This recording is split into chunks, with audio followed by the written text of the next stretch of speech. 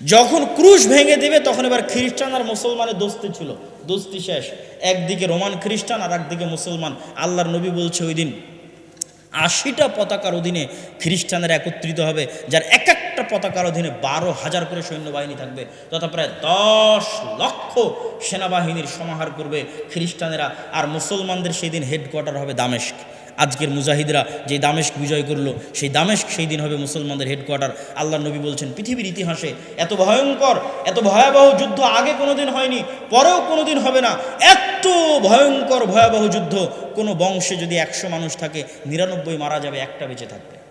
পাখি যদি 1 মাস আকাশে উড়ে তাহলে লাশ ছাড়া আর কিছু পাবে না, তখন খাদ্যদ্রব্যের অভাবে ওভাবেই পড়ে মারা যাবে, শুধু লাশ আর লাশ। রাসূল সাল্লাল্লাহু আলাইহি ওয়াসাল্লাম বলছেন সেই দিন আমার উম্মত 3 ভাগে বিভক্ত হয়ে যাবে।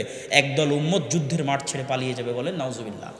যারা যুদ্ধের মাঠ থেকে পালিয়ে যাবে তাদের তওবা আর কোনোদিন কবুল করা হবে না।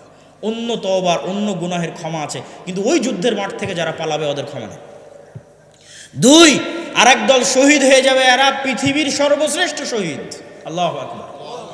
আর এক দলকে আল্লাহ বিজয় দান করবে খ্রিস্টানদের উপর, এরা কিয়ামত পর্যন্ত আর কোনোদিন ফিতনায় পতিত হবে না।